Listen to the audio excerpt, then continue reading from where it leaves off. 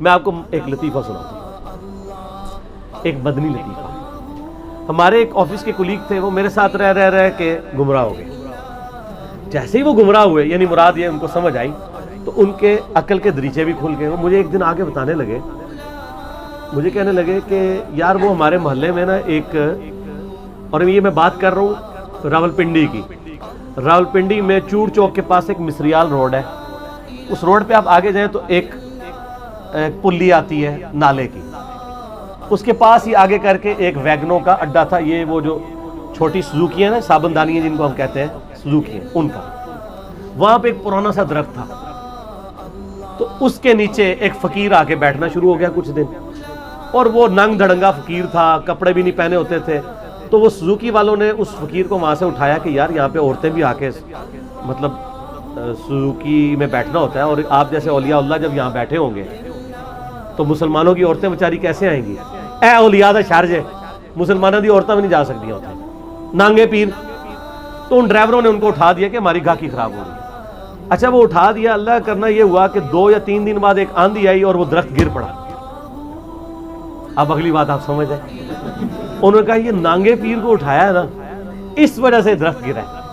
اچھا، تو وہ مجھے آگے بتانے لگے، مجھے کہنے لگے اس طرح ہوا ہے ایسے۔ میں نے کہا آپ دیکھیں، لوگ یہ تو کہہ رہے ہیں کہ نانگے پیر کو اٹھایا ہے اس وجہ سے درخت گرا ہے، ڈرائیوروں کی کرامت نہیں ہے کہ اگر ڈرائیور اس کو نہ اٹھاتے اور وہ وہاں بیٹھا ہوتا نیچے آگے مر جاتا۔ یہ ڈرائیوروں کی کرامت ہے کہ انہوں نے اٹھا دیا۔ ہائے ہائے ہائے ہائے ہائے، کون آ؟ لیکن اس طرف آپ کا دماغ نہیں جائے گا کیونکہ آپ نے نانگوں کی طرف جانا ہے۔ یہ تو ڈرائیوروں کی کرامت ہے۔ انہوں نے کہا بھائی جی بابا بچا لیا، ایک بابا رحمت اللہ علیہ ہونے تو بچا لیا ہے، ان بدھا ذلو ہی رہے یا حفظہ اللہ رہے، یہ کسی کا دماغ نہیں آئے گا۔ تو میں نے کہا جی ایک تو یہ پھکی ہے، دوسرا میں نے کہا جی آپ جا کے فزیکلی وہاں پہ چیک کیجئے گا، وہ درخت ایک دن میں نہیں گرا، اس درخت کو لگی ہوگی دیمک، اور یہ سائنٹیفک فینومینا ہے کہ اگر دیمک لگ جائے گی اور ایک دن میں تو نہیں وہ چاٹتی، کئی مہینے چاہیے دیمک کو چاٹنے کے لیے۔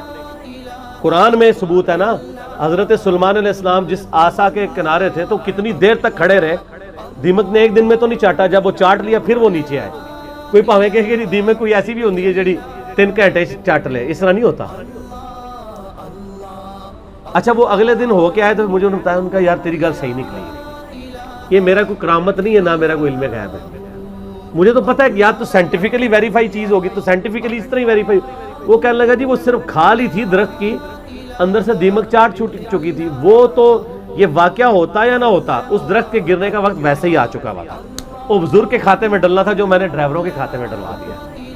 تو پنڈی کے ڈرائیور بڑے کرامت والے ہیں، بزرگوں کو رحمت اللہ علیہ ہونے سے بچا لیتے ہیں، تو وہ ہمات بتائی نہیں انہوں نے، اس طریقے سے یعنی مشہور کر دیتے ہیں چیزوں کو۔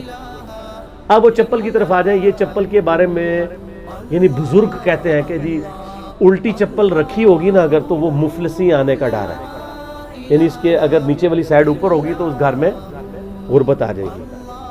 کسی حدیث میں آیت میں ایسا نہیں ہے۔ ہاں سائنٹیفکلی اس کے کئی ایک فائدے ہیں کہ اس کو نیچا کیا جائے۔ الٹی چپل ہے، چھوٹے بچے بعض کا اس پہ ہاتھ لگائیں گے، نیچے سے گندگی لگ جائے گی، اسی گندگی سے وہ کھانا کھا لیں گے۔ بعض اوقات بچے الٹی چپل کو دیکھ کے منہ پہ بھی ڈال سکتے ہیں، ان کے لیے ایک ذرا ڈیفرنٹ ایکسپیرینس ہو جاتا ہے۔ بعض اوقات آپ گھر سے باہر سے ہیں، اس کے نیچے گندگی لگی ہے، الٹی چپل ہوگی تو کسی اور کا پاؤں لگے گا، وہ گندگی آپ کے کمرے میں تو سائنٹیفکلی تو کئی ریزنز ہیں کہ آپ اس کو سیدھا کر دیں۔ باقی اگر نہیں کریں، گنہگاری والا رولا کوئی نہیں ہے اس کے اندر۔